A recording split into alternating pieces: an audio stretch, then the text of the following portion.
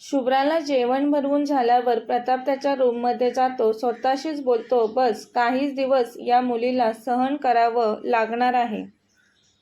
त्यानंतर मी तिला मोकळं करेल आणि मी सुद्धा यातून मोकळा होईल. तिच्या आई वडिलांची खबर लवकर मिळायला हवी मला.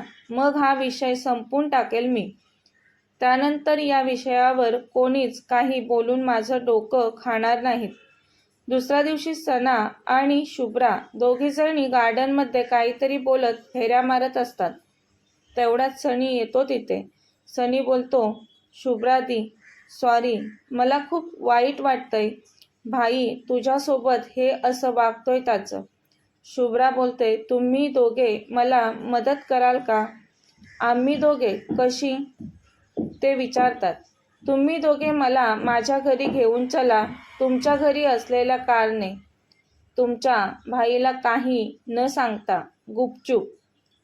तुमचा भाई ऑफिसला गेल्यावर आपण जाऊयात. सना बोलते, शुभ्रा भाईचा राग माहिती नाही का तुला? शुभ्रा कच्च गिळून खाईल भाई आपल्याला.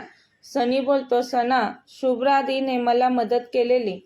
आज तुझा भाऊ शुभ्रादीमुळे तुझ्यासमोर आहे. असं असताना आपण शुभ्रादीला मदत नाही करायची का? आता तिला आपली गरज आहे आणि तिला फक्त तिच्या आईबाबांनाच भेटायचं आहे. एवढी छोटीच गोष्ट आपल्याकडून मागत आहे ती. सना आपण हे करू शकतो दीसाठी. सनाला घाबरलेलं पाहून सनी बोलतो, दी मी तयार आहे. या भित्र्या भागूबाईचं माहीत नाही. ए भागूबाई कोणाला म्हणालास? ती सनीला हलकी चापट देत म्हणाली. सना मारते कशाला? भित्रीच आहेस तू. मला माहिती नाही का? मुंगीला सुद्धा घाबरतेस तू. सनी हे अति होतंय तुझं. बोलत सना सनीला आता जास्तच मारू लागते. सना बस बस किती मारते? भाई पाहतोय बघ तुला मला मारताना. तशी सना कुठे आहे भाई? बोलत सनीला मारायची थांबते. सनी मोठ्याने हसतो. हसतच फसवलं की नाही तुला बोलतो.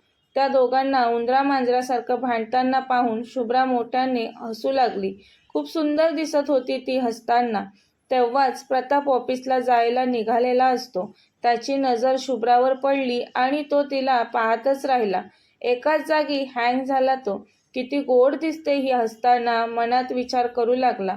ते तिघे काहीतरी बोलत होते, एकमेकांना टाळी देत होते, मधूनच मोठमोठ्याने हसत होते. प्रताप काही अंतरावर उभं राहून ते सर्व पाहत होता. तिचंही निरीक्षण करत होता. त्याच वेळेस शुभ्राचं लक्ष त्याच्याकडे जातं. प्रताप एकटक तिच्याकडेच पाहत असतो. ती लगेच हसायची थांबते. तिला शांत झालेलं पाहून सना बोलते सनीला, भाई पाहतोय आपल्याकडे. सना दोघे घरात निघून जातात लगेच. शुभ्रा अजून तिथेच उभी असते. प्रताप थांबतो आणि तिच्याकडे पाहत असतो. आज जा तो म्हणतो तिला. ती त्याच्याकडे न पाहता दुसरीकडे पाहत हाताची घडी घालून पुतळ्यासारखी उभी राहिली. मुद्दाम म्हणाली, तू कोण मला हुकूम देणार? तुझा नवरा. तो म्हणाला. खोटा नवरा. ती हाताची घडी घट्ट करत म्हणाली. त्याला तिचा राग येत होता. याउलट तिला त्याचा खूपच जास्त राग येत होता. त्याच रागात तिच्या छातीची लयबद्ध हालचाल होत होती. तिच्या छातीची लयबद्ध हालचाल पाहून प्रताप थोडा विचलित होत होता. त्यामुळे त्याला स्वतःवरच राग येत होता. तो आता चिडून बोलतो, तुला सांगितलं ना मी, आज जा. ती त्याच्या नजरेत रोखून पाहत म्हणाली, तुला सांगितलेलं कळत नाही का? नाही जाणार मी. प्रत्येक गोष्टीत किती हट्टीपणा करतेस ग? तो तिचा हात घट्ट पकडत म्हणाला, हात सोड माझा. नाही सोडणार म्हणत तो तिला आत हाताला पकडून घेऊन जाऊ लागला. मला बाहेर थांबायचं आहे. तुला काय प्रॉब्लेम आहे त्याचा? आहे मला प्रॉब्लेम. नाही आवडत मला असं घरातल्या बायकांनी कारण नसताना घराबाहेर थांबलेलं. मी तुझ्या घरची नाही, ती म्हणाली. तो चेहरा गंभीर करत नजरेत राग भरत म्हणाला, आता माझ्या घरात आहेस ना, एवढं पुरे आहे. सोड मला. बघावं तेव्हा ऑर्डर सोडत असतोस. मी काहीच नाही ऐकणार तुझं, ती म्हणाली. तसं प्रतापने आणखीन जोरात शुभ्राचा हात ओढत तिला घरात आणलं आता तो तिला तिच्या रूमच्या आत अक्षरशः ढकलतो. सनी बोलतो, भाई तू चुकीचं वागत आहेस शुभ्रा दी सोबत. कोण शुभ्रा? हिचं नाव शुभदा आहे सनी. भाई दीचं नाव शुभ्रा आहे. दीने मला स्वतः सांगितलं आहे. खोटं सांगितलं तिने तुम्हाला सर्वांना. मी तिच्या बायोडेटावर पाहिलंय. शुभदा माधव पाटील असं नाव आहे हिचं. ते काही नाही माहीत मला. शुभ्रा दीने तिचं नाव शुभ्रा असं सांगितलं आहे. सनी बोलतो. प्रताप म्हणाला, हो का? कधी सांगितलं हिने हिचं नाव तुला? भाई तू शुभ्रा दीला भेटण्या अगोदरपासूनच मी ओळखतो शुभ्रा दीला. प्रताप सनीकडे पाहत राहतो. सनी बोलतो, भाई माझा ॲक्सिडेंट झालेला तेव्हा मला हॉस्पिटलमध्ये घेऊन जाणारी शुभ्रा दी होती. माझं हॉस्पिटलचं बिल पे करणारी शुभ्रा दी होती. मला तिचं स्वतःचं ब्लड देणारी शुभ्रा दी होती. कोणी करत नाही भाई अनोळख्या व्यक्तींसाठी एवढं. पण शुभ्रा दीने माझ्यासाठी खूप केलं भाई. आणि तिला तू एवढा त्रास देत आहेस तेही स्वतःच्या स्वार्थासाठी. कुठे शुभ्रा दी निस्वार्थ भावनेतून दुसऱ्यांना मदत करणारी आणि कुठे भाई तू स्वतःच्या स्वार्थासाठी कोणाच्या तरी एवढ्या मोठ्या मुलीला स्वतःसोबत खोटं खोटं लग्न लावून तात्पुरती बायको बनवून घरी घेऊन आलास. भाई तू माझ्यापेक्षा मोठा आहेस. मला नेहमीच खूप अभिमान वाटायचा तुझा. पण घरी आल्यापासून शुभ्रा दीचा होणारा अपमान पाहून मला तुला माझा भाई बोलायला लाज वाटते भाई. आता मला परदेशातून परत इंडियात येण्याचा पश्चाताप होतोय.